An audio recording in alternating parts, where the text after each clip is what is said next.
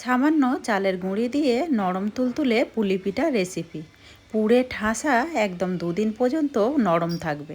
নমস্কার বন্ধুরা, কাজল ভিলেজ কিচেনে সকলকে স্বাগত জানাই। রোজকের মতো আজও রান্নাঘরে চলে এলাম। আজকের রেসিপি প্রথম থেকে লাস্ট পর্যন্ত দেখতে থাকুন, আশা করছি ভীষণ ভালো লাগবে। তো চলুন তাইলে শুরু করা যাক। তো তোমরা দেখতে পাচ্ছ এখানে নিয়ে নিয়েছি আমি 1 কাপ ময়দা।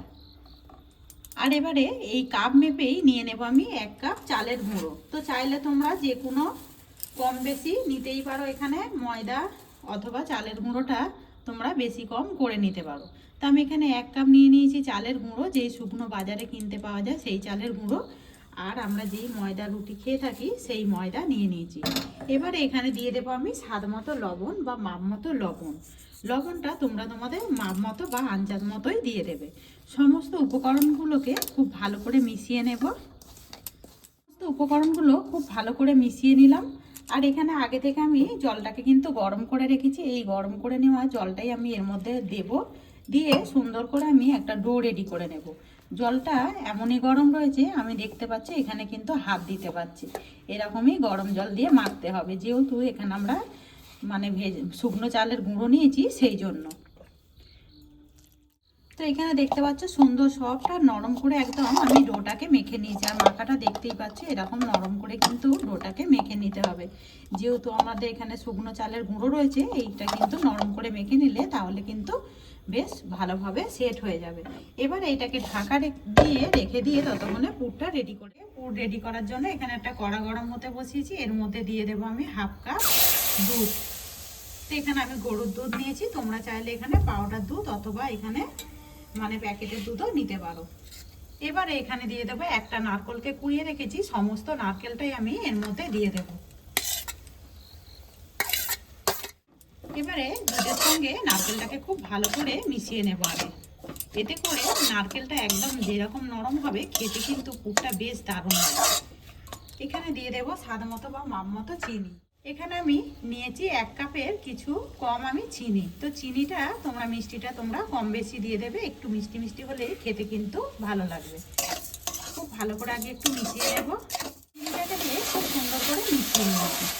এবার আমি এই পুরটা যাতে করে খুব সুন্দর একটা টেস্ট আছে, আমি এখানে দিয়ে দেবো 3টে এলাচকে আমি আগে থেকে গুঁড়িয়ে রেখেছি, দিয়ে দেবো গুঁড়িয়ে নেওয়া এলাচ। তোমরা চাইলে এখানে কিন্তু গোটা এলাচেরও ব্যবহার করতে পারো, এখানে একটা তেজপাতাও কিন্তু ফাটিয়ে দিতে পারো। আর এইভাবে একটু এলাচটাকে গুঁড়িয়ে দিয়ে দেখবে এই দুধটা কিন্তু দারুণ সুন্দর একটা টেস্ট হবে। খুব ভালো করে মিশিয়ে নেব। আর দেখতেই পাচ্ছ পুরটা কিন্তু কতটা সুন্দর দেখতে হয়েছে, এখনই দেখলে একদম জিভে কিন্তু জল চলে আসবে। এবারে খুব ভালো করে আমি এটাকে নাড়াচাড়া করে নেব। এখানে দেখতে পাচ্ছ পুরটা একদম কিন্তু রেডি হয়ে গেছে। আর এইভাবেই সুন্দর করে একটু পুরটাকে রেডি করে নিতে হবে। এবারে একটা প্লেটের মধ্যে নামিয়ে নেব। তো এখানে পুরটাকে আমি নামিয়ে নিলাম, একটু ঠান্ডা করে নেব। ততক্ষণে অপর দিকে যে আমি ডোটা মেখে রেখেছিলাম আর একটু মাখিয়ে নেব। আর দেখতেই পাচ্ছ একটু নরম করে মাখালে এরকম কিন্তু সুন্দরভাবে একদম চালের গুঁড়িটা সেট হয়ে যাবে। আর একটু এবারে হাত দিয়ে সুন্দর করে মাখিয়ে নেব। আমি খুব ভালো করে মাখিয়ে নিলাম ডোটাকে। একটু মাখিয়ে নেবে তাহলে কিন্তু ভালো হবে। এবারে এখান থেকে আমি একটু লেচি নিয়ে নেব।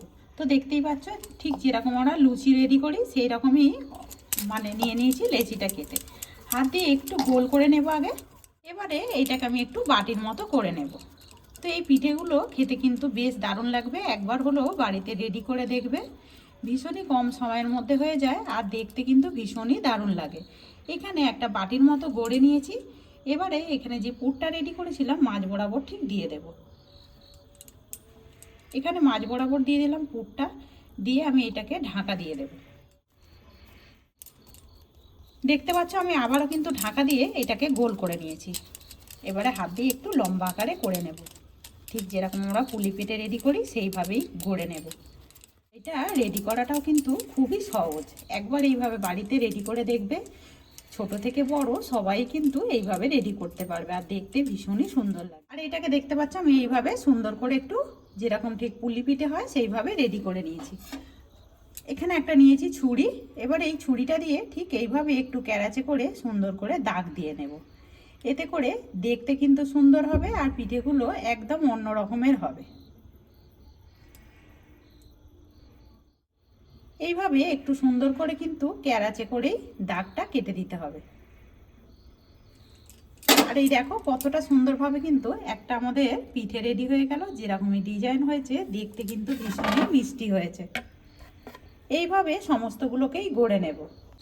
সমস্তগুলোকেই একইভাবে গড়ে নিলাম। আর দেখতেই পাচ্ছ দেখতে কিন্তু ভীষণই দারুণ সুন্দর হয়েছে। অপরদিকে জল আমি আগে থেকেই গরম হতে বসিয়ে দিয়েছিলাম। এখানে কিন্তু জলটা বেশ ভালোভাবে ফুটে উঠেছে। এখানে একটা দিয়ে দেবো স্ট্যান্ড। এখানে নিয়েছি আমি একটা ঝাঁঝরি। ঝাঁঝরিটাকে এইভাবে বসিয়ে এবারে গড়ে নেওয়া যে পিঠেগুলোকে একে একে আমি এর মধ্যে দিয়ে দেব। আর সত্যি বলছি এত সুন্দর, একবার হলো বাড়িতে রেডি করে দেখবে। পুরে ঠাসা এই পিঠে খেতে কিন্তু ভীষণই দারুণ লাগে, আর অনেকটা কিন্তু কম সময়ের মধ্যেও হয়ে যায়। সমস্তগুলোকেই দিয়ে দিলাম। আর দেখতেই পাচ্ছ এইখানে কিন্তু 10 মিনিটের জন্য ঢাকা দিয়ে দেবো। এটা ভালোভাবে রান্না হয়ে যাবে। 10 মিনিট হয়ে গেছে। এখানে একেবারে পিঠেগুলো কিন্তু রেডি হয়ে গেছে। আর দেখো দেখতে কতটা সুন্দর হয়েছে, একদম কিন্তু নরম তুলতুলে, দেখতেই পাচ্ছ। এবারে সমস্তগুলোকে একে একে আমি একটা প্লেটের মধ্যে তুলে নেব। আর একটাও কিন্তু ভেঙে যাবে না, দেখবে এইভাবে সমস্তগুলো কিন্তু সুন্দরভাবে উঠে যাবে।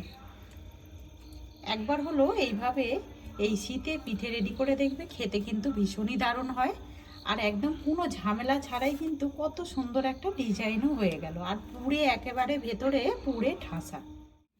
কত সহজেই একদম গরম গরম পিঠে রেডি হয়ে গেছে।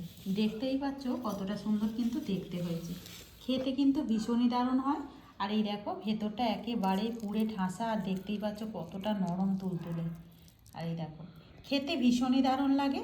তো আজকের রেসিপি আপনাদের কীরকম লাগলো অতি অবশ্যই কমেন্ট করে জানাবেন। যদি ভালো লেগে থাকে একটা লাইক করে দিয়ে এইভাবে আমার পাশে থাকবেন, আমাকে সাপোর্ট করবেন। আমার এরকম নিত্য নতুন রান্নার জন্য পাশে থাকা বেল আইকনটি প্রেস করবেন। সবাই ভালো থাকবেন, সুস্থ থাকবেন। ধন্যবাদ।